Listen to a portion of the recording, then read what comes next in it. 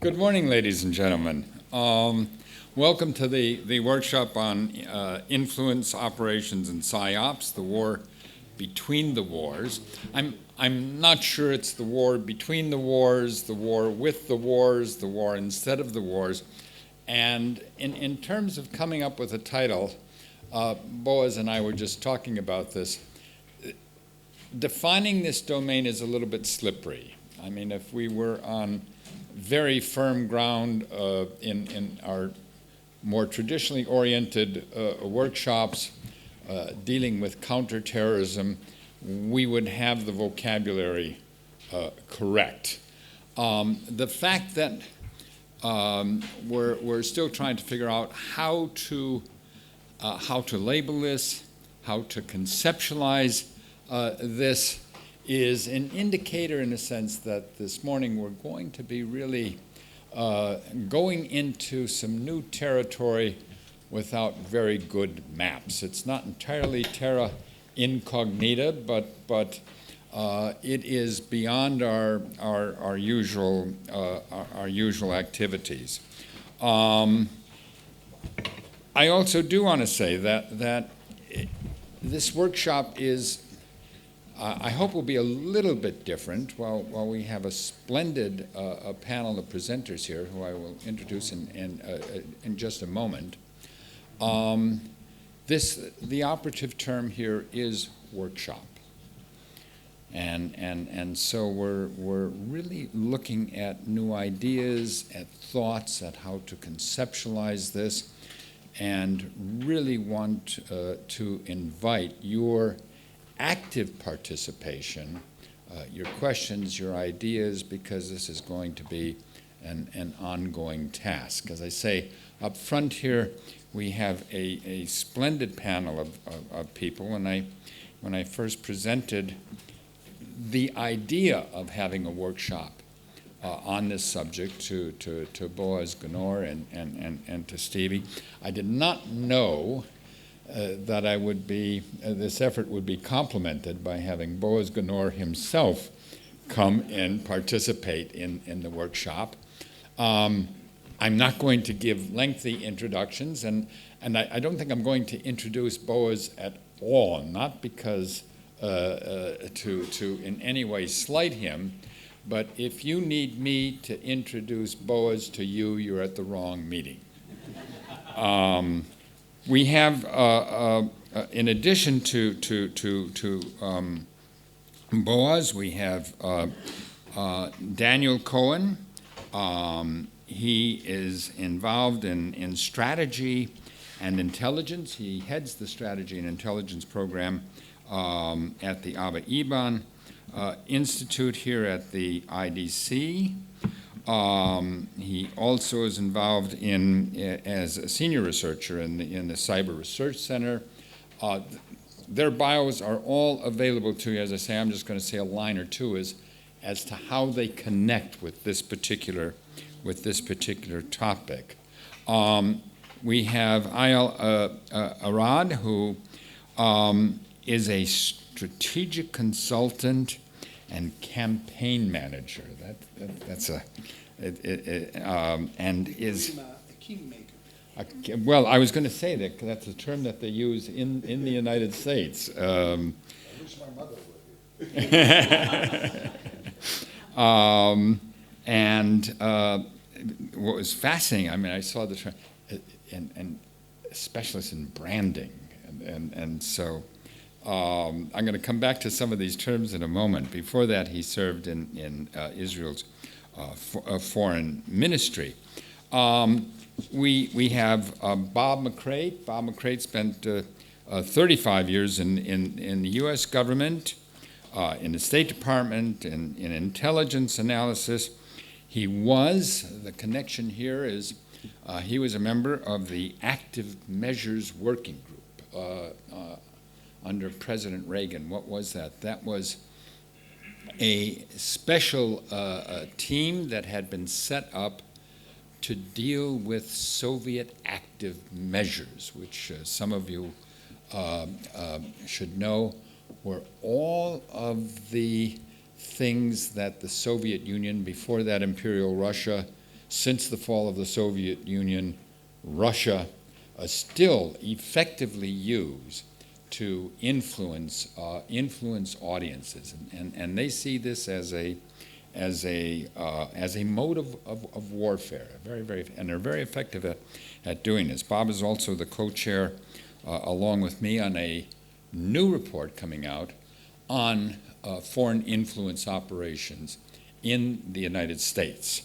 And then we have Major Hajioff, who is in charge of social media in the IDF. Think about that term for a moment. If 10 years ago I came to any meeting on military matters, on counterterrorism, and said there was going to be a senior officer in charge of social media, I mean, that is, it's really extraordinary. And she commands the IDF's English, French, and Spanish language media pages on Facebook, Twitter, and Instagram. These are the new battlefields. That's exactly what this is. These are the battlefields that we operate on now. So, in the so where are we trying to go with this? There was an old comedy series on television, Monty Python, a series of often bizarre skits that would be introduced with the line, "And now for something truly different." And that's really what we are doing this morning. Let me see, this one. Got it. Cool. As I say, it's a bit of a departure from an exclusive counterterrorism approach. We're going to look at some broader developments in the nature of warfare. The presentations are obviously going to reflect the personal experiences and thinking of our individuals here, but since we are breaking into some new territory, it's going to be as much thinking out loud how to address what we're talking about as it is the presentation of hard empirical research. And all of you are invited to participate in that. Terrorism in its present form, I've said this a number of times, emerged from a confluence of political circumstances and technological developments. And in fact, we define terrorism itself as a new domain of inquiry, of study. Again, I have to point this out often to my young students here at the IDC. There was a time in which the military, the police, governments of the world simply did not have a component of their security thinking called terrorism.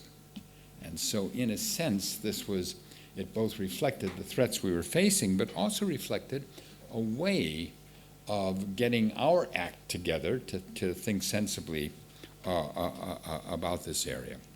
As I say, we're going to think beyond terrorism a bit here.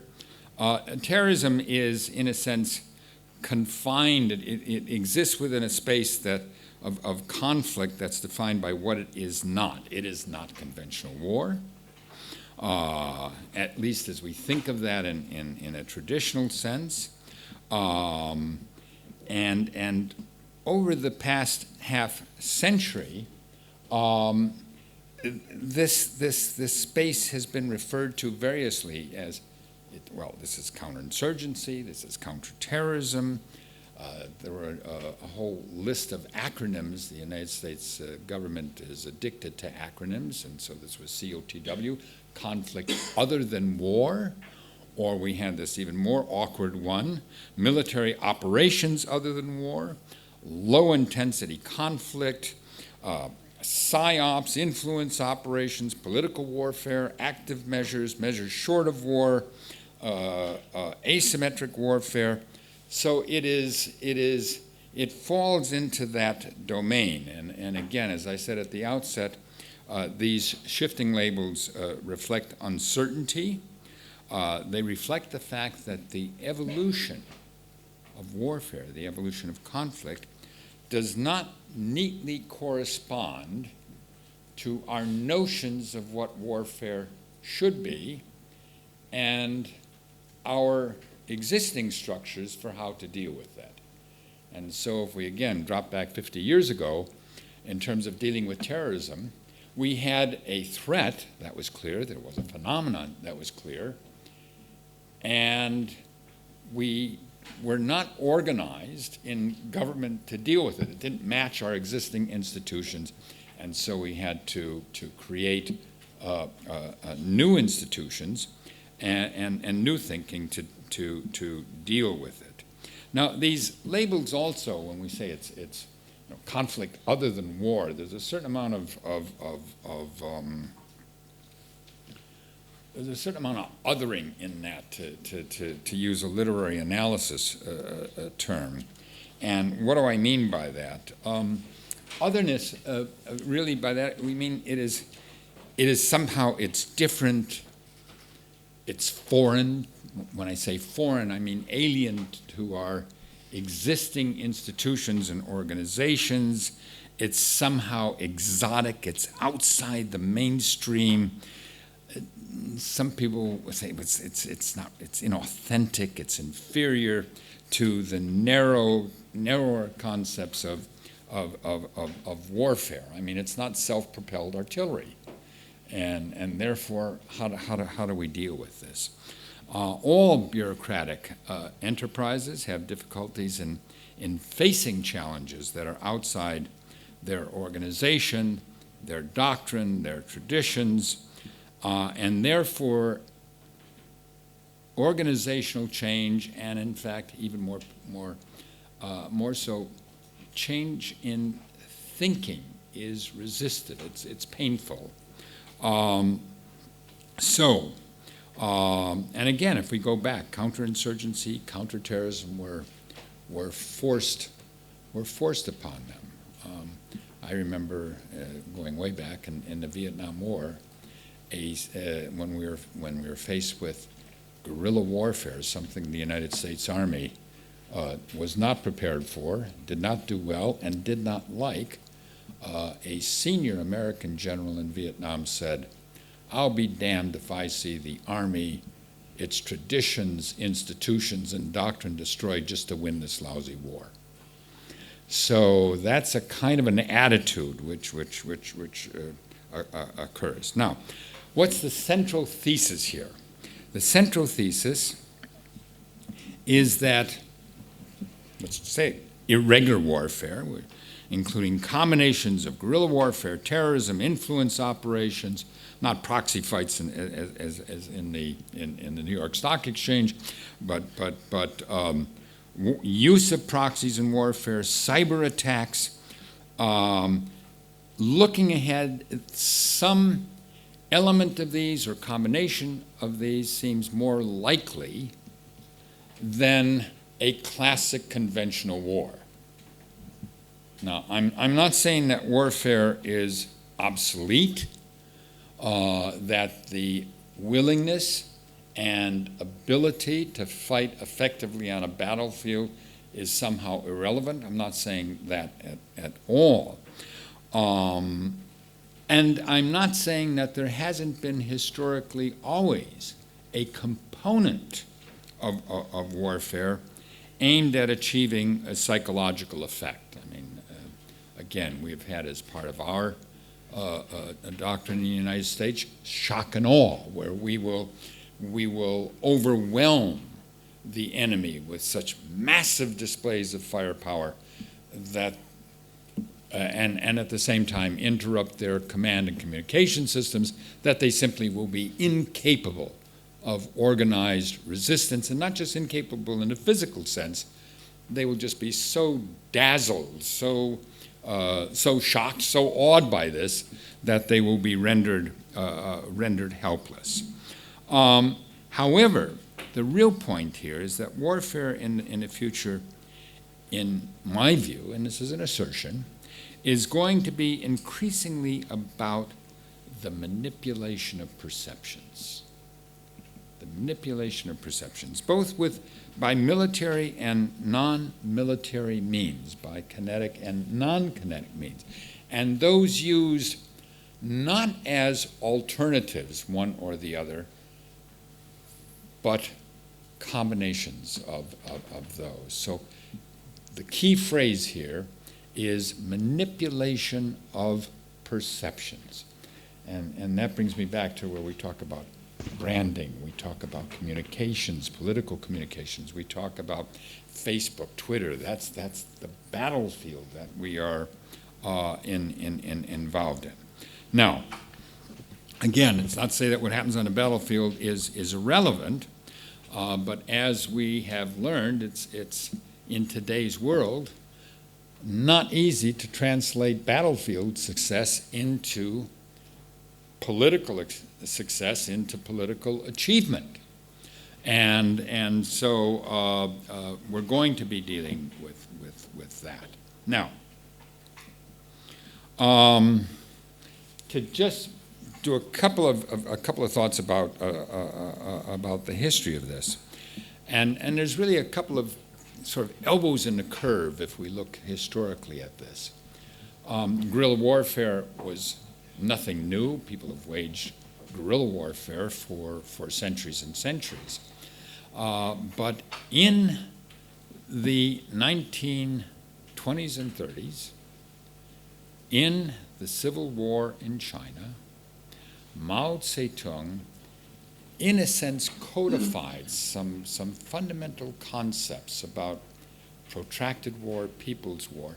And there was one ingredient of this that was really kind of a revolutionary idea, not revolutionary just in terms of Marxist, but revolutionary in terms of conceptual. In wars, in traditional warfare, the people who are not soldiers were in the way. You know, push them off to the side so you could wage battle. And Mao Zedong comes along with the notion, no, you don't push people off to the side. People are part of the strategic calculation. People's war is based upon the people.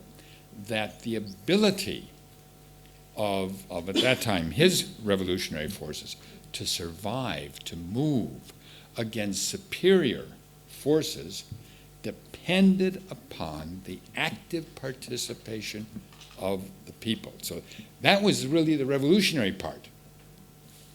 People are a major component of the struggle, and therefore we have to enlist them effectively in our struggle. This is not, I mean, in the United States we use this term winning hearts and minds.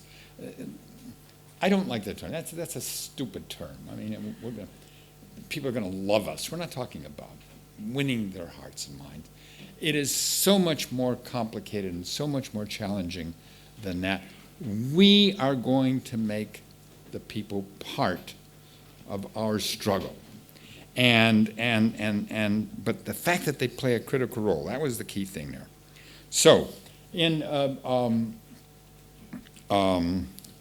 quick thing, and I mentioned a couple times Vietnam, and you know, in Vietnam, our foes suffered far greater losses than we did.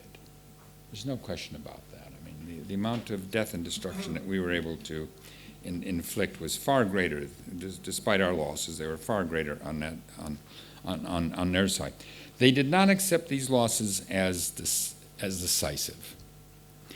Instead, they prolonged the conflict, while ultimately the American public grew tired and opposition to the continued effort grew.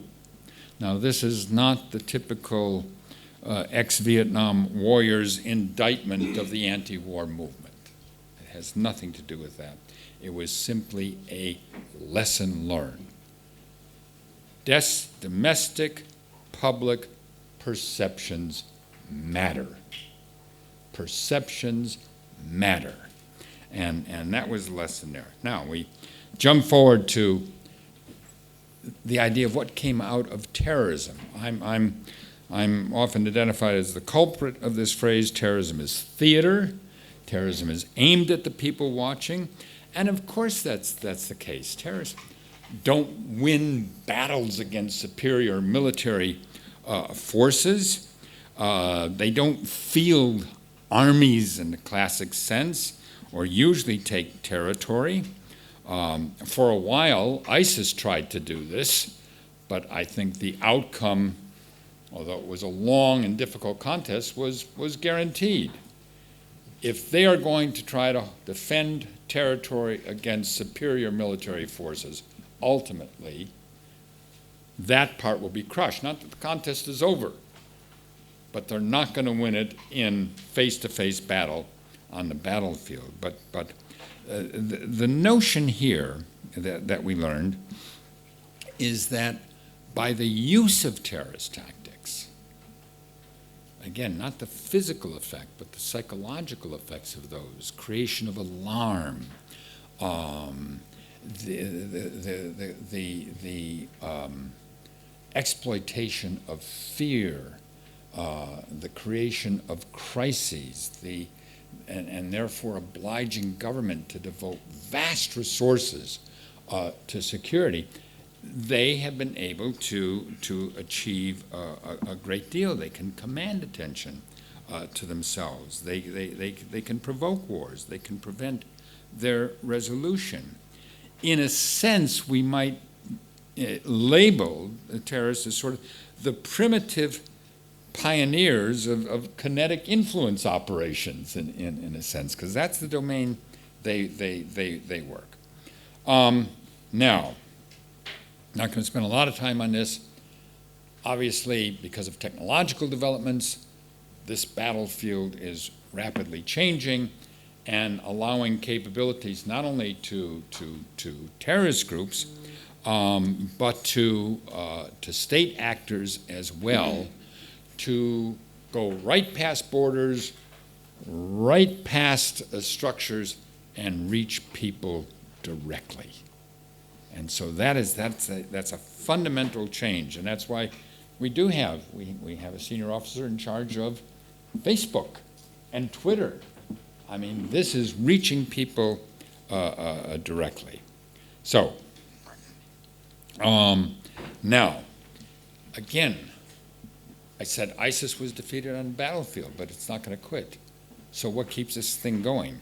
What we are engaged in battles of belief systems, battles of ideology, battles of worldviews, how people perceive the world. I honestly don't think that even after all these years in dealing with Al-Qaeda and more recently in dealing with ISIS, that we still have the level of understanding we should, that we're not just dealing with an opponent who has capabilities of carrying out terrorist acts. We're dealing with an opponent that has created a culture. There's a vocabulary. There's words that appeal, narratives that empower individuals, attract individuals into these causes, and that's what enables this to survive. Now, Russian influence operations are nothing new. Throughout the history of the Soviet Union, they had active measures. They did this very well. Whether this is subverting or taking over political parties, whether this is the fabrication of so-called fake news, a term that itself is increasingly in the news, whether these are counterfeit documents that are circulated. This has been long a feature in Soviet statecraft and going back even before to Imperial Russian statecraft. They know how to do this. It is considered a part of their doctrine. It's a central component in their doctrine. So, what's the common theme here that comes out of the Mao Zedong and terrorists and political influence operations? The common theme is, in a sense, all of these are different dimensions of this parallel universe of warfare, and so where does this take us? First of all, military force, law enforcement operations are essential, but not sufficient by themselves. I mean, that's a lesson we learned. It is 18 years since 9/11. I mean, we've had this thing driven into our heads by now. Kinetic military operations have a psychological component, generally regarded traditionally as a sideshow. The sideshow is no longer a sideshow. It's a component of the main event. And it is made even more important because of new technologies that are facilitating this on the one hand, and at the same time, on the kinetic side, on the warfare side, like nuclear weapons, have become so destructive, so costly, that becomes impractical. So new opportunities on one side, and in a sense constraints on the other side, which propel us in that direction. So final observation on that is that we don't have yet, we have pieces of, we don't have a doctrine, we don't have an organization, we don't have a set of concepts that enable us to get at this. Some of the pieces are there in the military. They're going to come from other dimensions as well, whether it's political campaigns, psychological operations, concepts of cyber warfare. It's going to come in from different dimensions, and out of that, we're going to try to eventually be forced to assemble a set of responses, a doctrine, a strategy, a set of tools. And so this workshop, which I hope will be the first of part of a continuing effort, is what we're all about this morning. Now, to follow me with that is Boaz Gunor is going to take over here, and this is something that he has been thinking about, and in a sense trying to come up with a conceptual framework for this. So I'll turn it over to Boaz. Boaz, thank you very much.